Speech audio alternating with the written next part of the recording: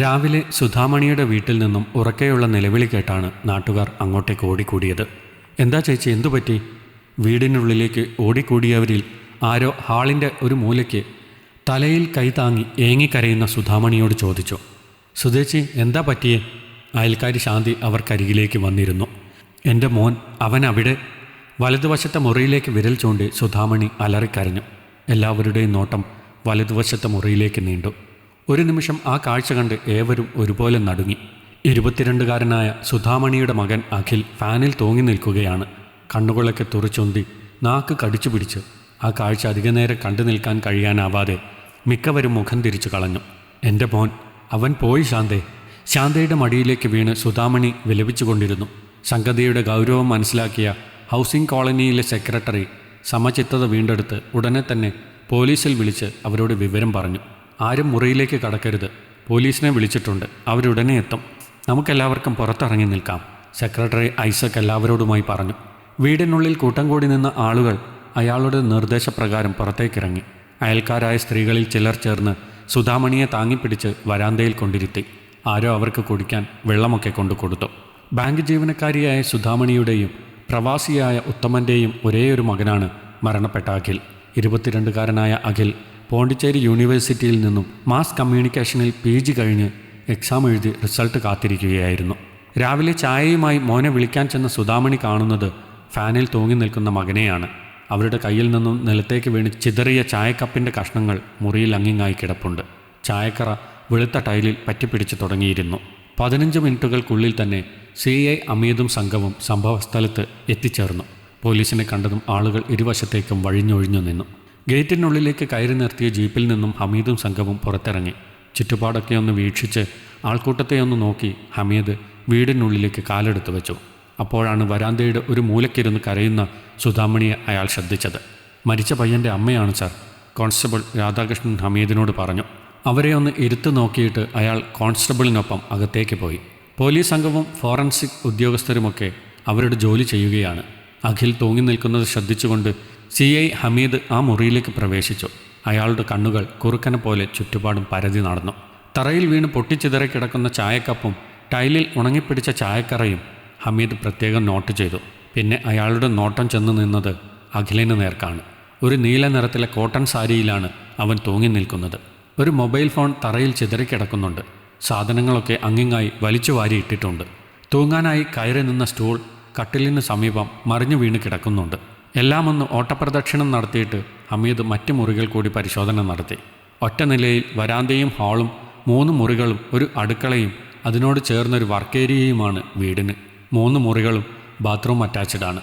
വീട് മുഴുവൻ നോക്കി വന്ന ശേഷം കെട്ടഴിച്ച് നിലത്ത് കെടുത്തിയിരുന്ന അഖിലിൻ്റെ ബോഡിയിൽ സംശയത്തോടെ മിഴികളൂന്നി നിൽക്കുകയാണ്.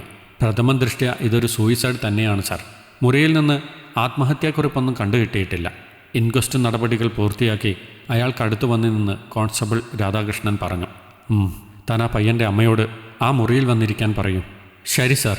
രാധാകൃഷ്ണൻ അവരെ വിളിക്കാൻ പുറത്തേക്ക് പോയി. നിങ്ങളെ SI സാർ വിളിക്കുന്നുണ്ട്, അങ്ങോട്ട് വന്നിരിക്കൂ. ശാന്തയുടെ തോളിൽ ചാരി കണ്ണുകളടച്ചു കിടക്കുകയായിരുന്ന സുധാമണിയോട് കോൺസ്റ്റബിൾ പറഞ്ഞു. സർ, ഈ അവസ്ഥയിൽ തന്നെ ഒരു ചോദ്യം ചെയ്യൽ വേണോ? ശാന്ത ദയനീയതയോടെ അയാളെ നോക്കി. നിങ്ങളുടെ അവസ്ഥ സാറിന് മനസ്സിലാകും. ഇപ്പോൾ ചോദ്യം ചെയ്യാനൊന്നുമല്ല വിളിക്കുന്നത്, സാറിന് എന്തൊക്കെയോ ചോദിച്ചറിയാനാ. നിങ്ങളിവരെ ആ മുറിയിലേക്ക് കൊണ്ടിരുത്തൂ. രാധാകൃഷ്ണൻ ചൂണ്ടിക്കാണിച്ച മുറിക്കുള്ളിലേക്ക് ശാന്ത തന്നെയാണ് സുധാമണിയെ കൊണ്ടിരുത്തിയത്. നിങ്ങൾ പുറത്തു നിന്നോളൂ. ഹമീദ് അവർക്കടുത്തേക്ക് വരുമ്പോൾ സുധാമണിയുടെ അരികിൽ നിൽക്കുന്ന ശാന്തയെ കണ്ട് അയാൾ പറഞ്ഞു. സർ, ചേച്ചിയെ ചോദ്യങ്ങൾ ചോദിച്ച് അധികം ബുദ്ധിമുട്ടിക്കരുത്. മോൻ മരിച്ചതിൻ്റെ ഷോക്കിൽ നിന്ന് ഇതുവരെ പുറത്തു വന്നിട്ടില്ല. അതൊക്കെ ഞാൻ ശ്രദ്ധിച്ചോളാം. ശാന്തയോട് പറഞ്ഞിട്ട് ഹമീദ് ഒരു കസേര നീക്കി സുധാമണിക്ക് എതിർവശത്തായിട്ട് അതിലേക്കിരുന്നു. ഇരുവരെയും ഒന്ന് നോക്കിയ ശേഷം ശാന്ത പുറത്തേക്ക് പോയി. നിലത്തേക്ക് മിഴികളോന്നി മുഖം കുനിച്ചിരിക്കുന്ന സുധാമണിയെ ഹമീദ് അല്പസമയം നോക്കിയിരുന്നു. പുറത്ത് ആളുകളൊക്കെ കൂടി നിൽക്കുന്നത് കൊണ്ടാണ് ഞാൻ പരിചയം കാണിക്കാതിരിക്കുന്നത്. ഇപ്പോൾ ചോദ്യങ്ങൾ ചോദിച്ച് നിന്നെ ബുദ്ധിമുട്ടിക്കാനല്ല ഞാൻ വിളിച്ചത്, 1-2 ചോദിച്ചറിയാൻ വേണ്ടി മാത്രമാണ്. ശബ്ദം താഴ്ത്തി സുധാമണിക്ക് കേൾക്കാൻ പാകത്തിൽ അയാൾ പറഞ്ഞു. ഹമീദിന് എന്താ അറിയേണ്ടത്? ചോദിക്കൂ. തളർന്ന മിഴികൾ ഉയർത്തി ഹമീദിനെ നോക്കി അവർ ചോദിച്ചു. സുധാമണിയും ഹമീദും കോളേജിൽ ഒരുമിച്ച് പഠിച്ചവരാണ്. വർഷങ്ങൾക്കിപ്പുറവും ഇരുവരും തങ്ങളുടെ സൗഹൃദം കാത്തു സൂക്ഷിക്കുന്നവരാണ്. ഈയിടയ്ക്കാണ് അയാൾ ഈരാറ്റുപേട്ട സ്റ്റേഷനിലേക്ക് സ്ഥലമാറ്റം കിട്ടി വരുന്നത്. ആത്മഹത്യ ചെയ്യാൻ മാത്രം അഖിലിന് എന്തെങ്കിലും പ്രശ്നമുള്ളതായി സുധാമണിക്ക് തോന്നിയിട്ടുണ്ടോ? അറിയില്ല ഹമീദ്. അവൻ എന്നോടൊന്നും പറയാറില്ലായിരുന്നു. സദാസമയവും മൊബൈൽ നോക്കി മുറി അടച്ചിരിപ്പാണ്. ആഹാരം കഴിക്കാൻ മാത്രമാണ് പുറത്തേക്ക് ഇറങ്ങാറുള്ളത്. പിന്നെ എൻ്റെ ജോലി തിരക്കിനിടയിൽ അവനെ നന്നായി ശ്രദ്ധിക്കാനും കഴിഞ്ഞിട്ടില്ല. സുധാമണിയുടെ ശബ്ദമിടറി. ഉത്തമനോടെങ്ങനെയാ?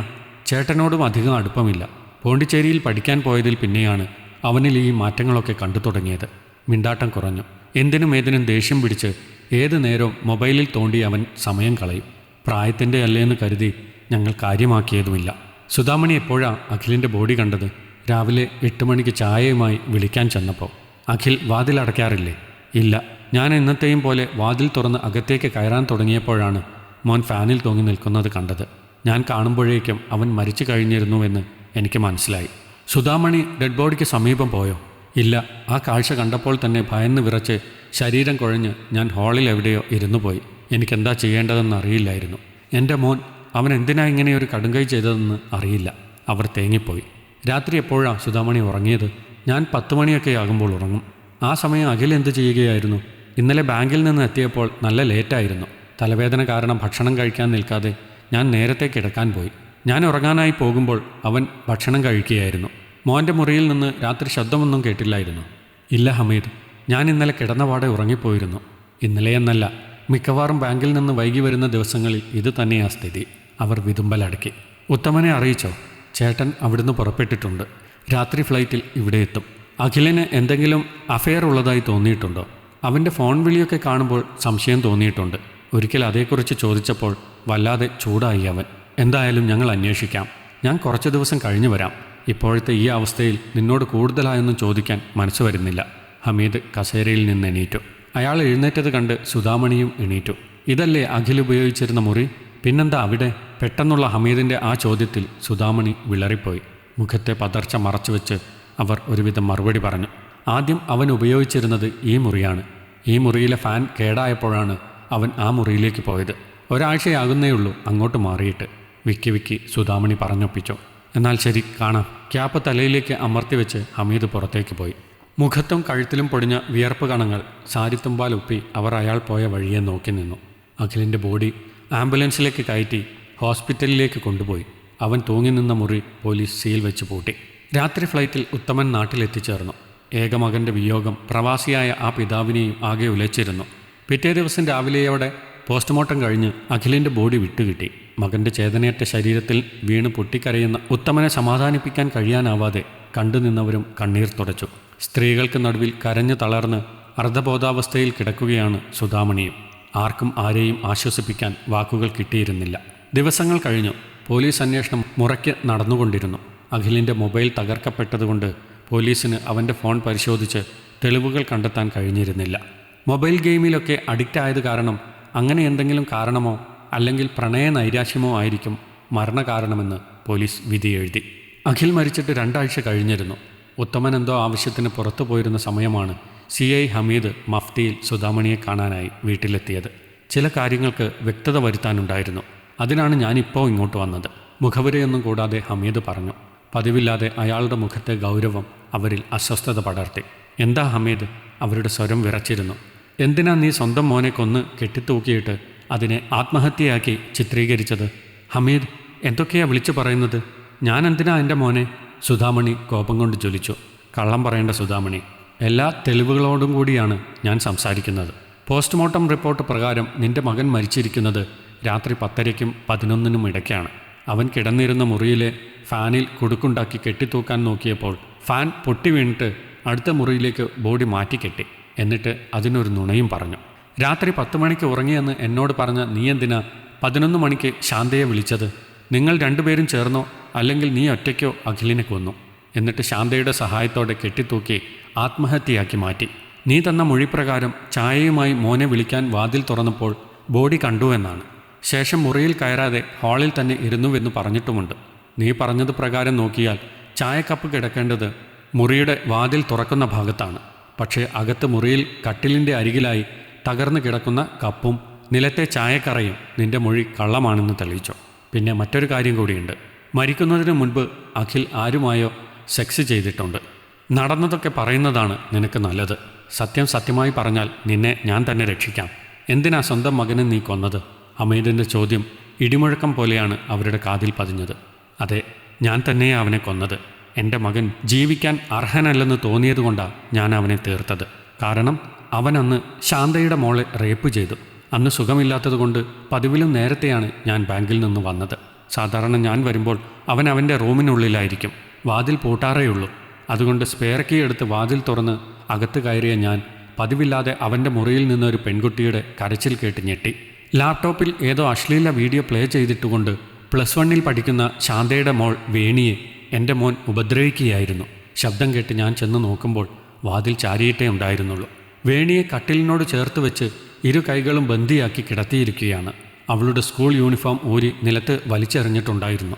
പൂർണ്ണ നഗ്നയാക്കി ആ കൊച്ചു പെൺകുട്ടിക്ക് മേൽ സ്വന്തം മകൻ കാട്ടുന്ന ക്രൂരത കണ്ടു നിൽക്കാൻ എനിക്ക് കഴിഞ്ഞില്ല. ഞാൻ വാതിൽ തള്ളി തുറന്ന് മുറിയിലേക്ക് കയറി ചെന്നു. അപ്രതീക്ഷിതമായി എന്നെ കണ്ട് അവൻ ഞെട്ടിപ്പോയിരുന്നു. പിന്നെ പെട്ടെന്ന് ഓടിപ്പോയി വേറെ മുറിയിൽ കയറി വാതിലടച്ചു. വേണിയുടെ കെട്ടുകൾ അഴിച്ച് ഞാൻ അവളെ സ്വതന്ത്രയാക്കി. എന്നെ കെട്ടിപ്പിടിച്ച് കരഞ്ഞുകൊണ്ട് അവൾ ഉണ്ടായതൊക്കെ പറഞ്ഞു.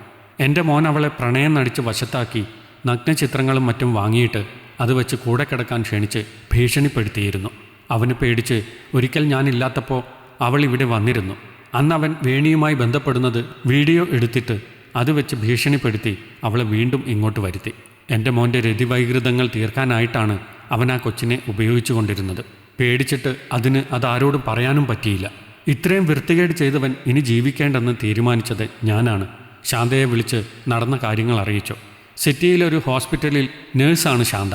അവൾ വീട്ടിലെത്തിയപ്പോൾ രാത്രി 10 മണി കഴിഞ്ഞിരുന്നു. ഭർത്താവ് മരിച്ചുപോയ ശാന്ത ഒരേ ഒരു മകളെ വളർത്താൻ നന്നായി കഷ്ടപ്പെടുന്നുണ്ട്. അതിൻ്റെ കൂടെയാണ് ഇതും. അത്രയും നേരം എന്നെ പേടിച്ച് പുറത്തേക്ക് വരാതെ അകത്തു കയറിയിരുന്നവനെ കോംപ്രമൈസിനെന്ന് പറഞ്ഞ് തന്ത്രപൂർവ്വം ഞാൻ മുറിക്ക് പുറത്തു കൊണ്ടുവന്നു. അവൻ കതക് തുറന്നിറങ്ങി വന്നപ്പോൾ രക്ഷപ്പെടാൻ അവസരം കൊടുക്കാതെ കഴുത്തിൽ സാരിയുടെ കുടുക്കിട്ട് മുറുക്കി ശാന്തയുടെ സഹായത്തോടെ മുറിയിൽ കെട്ടിത്തൂക്കി ഞാൻ. ഇനിയൊരു പെൺകുട്ടിക്കും എൻ്റെ മകൻ കാരണം ഒരു ദുരന്തമുണ്ടാകാൻ പാടില്ലെന്ന് എനിക്ക് വാശിയായിരുന്നു. അവൻ്റെ മൊബൈലിൽ വേണിയുടെ വീഡിയോസ് ഉള്ളോണ്ടാണ് ഫോൺ അടിച്ചു പൊട്ടിച്ചത്. എൻ്റെ മകനാണെങ്കിലും ചെയ്തത് തെറ്റല്ലേ? നീ ചെയ്തത് ശരിയായ കാര്യം തന്നെയാണ്. അഖിലിൻ്റെ മരണം ആത്മഹത്യയായി തന്നെ ഇരിക്കട്ടെ. സുധാമണിക്കൊരു പുഞ്ചിരി നൽകി CI ഹമീദ് ജീപ്പിൽ കയറിപ്പോയി. ആ അമ്മയുടെ തീരുമാനമായിരുന്നു ശരി. ഈ കഥ നിങ്ങൾക്കിഷ്ടമായെങ്കിൽ ലൈക്ക് ചെയ്യൂ. നിങ്ങളുടെ അഭിപ്രായങ്ങൾ കമൻ്റായി രേഖപ്പെടുത്തൂ. കൂടുതൽ കഥകൾ കേൾക്കാൻ ഈ ചാനൽ സബ്സ്ക്രൈബ് ചെയ്യൂ.